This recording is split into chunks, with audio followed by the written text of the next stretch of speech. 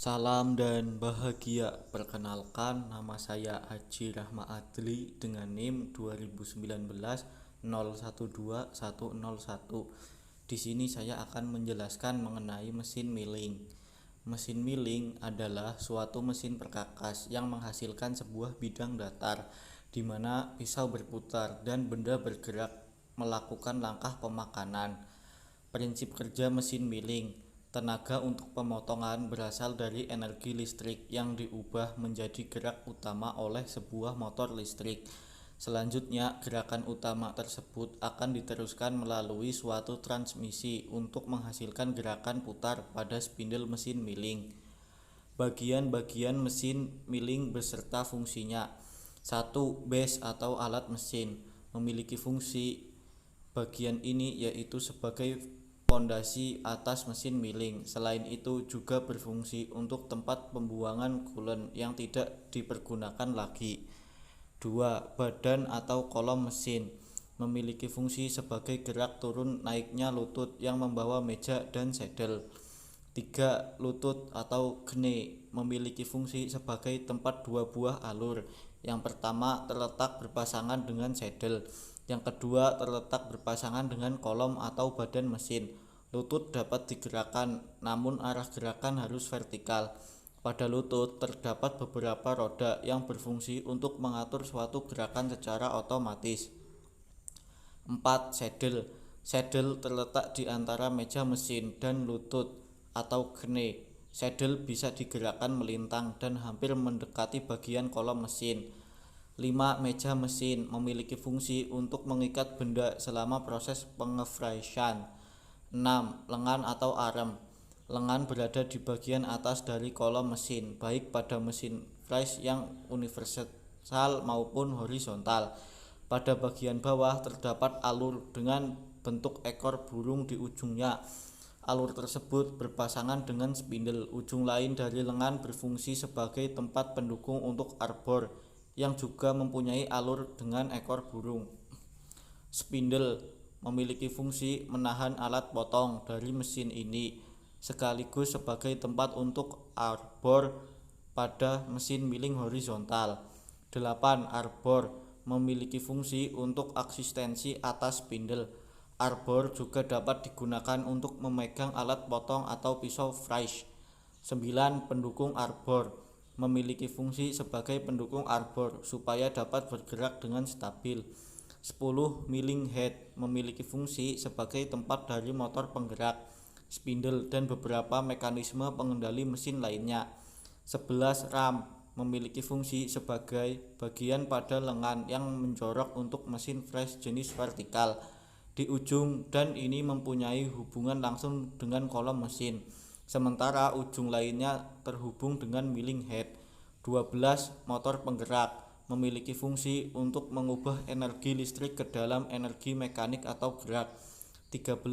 Handle memiliki fungsi untuk menggerakkan meja mesin dengan manual. 14. Pisau fries atau milling cutter memiliki fungsi sebagai penyayat benda. Pisau fries ini mempunyai berbagai macam jenis. Salam dan bahagia. Perkenalkan, nama saya Salsya Milenia, NIM 2019 012075. Di sini saya akan menjelaskan bagaimana cara setting benda kerja pada mesin fries CNC. Pemasangan benda kerja pada mesin fries CNC sebagai pemegang atau pencekam benda kerja biasanya digunakan ragum. Ketika memasang benda kerja, hendaknya permukaan mulut ragum dan benda kerja dalam keadaan bersih. Untuk memasang benda kerja dibutuhkan alat bantu paralel, stopper, penyiku, jam ukur atau dial indikator, dan engkol ragum. Posisi benda kerja di ragum hendaknya jangan di pinggir, sebaiknya di tengah pada sumbu ragum agar pencekamannya kuat.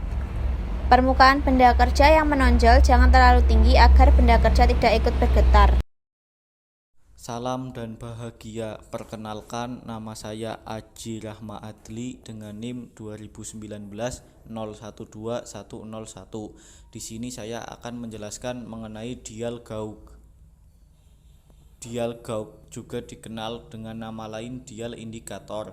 di mana alat ini berfungsi untuk mengukur kerataan permukaan bidang datar, kebulatan sebuah poros, dan kerataan permukaan dinding silinder.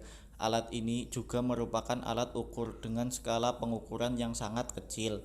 Metode pengukuran. Metode yang benar dalam menggunakan alat ini yaitu posisi spindle harus tegak lurus terhadap benda yang akan diukur, tidak boleh miring sedikit pun, karena dapat mempengaruhi hasil pengukuran.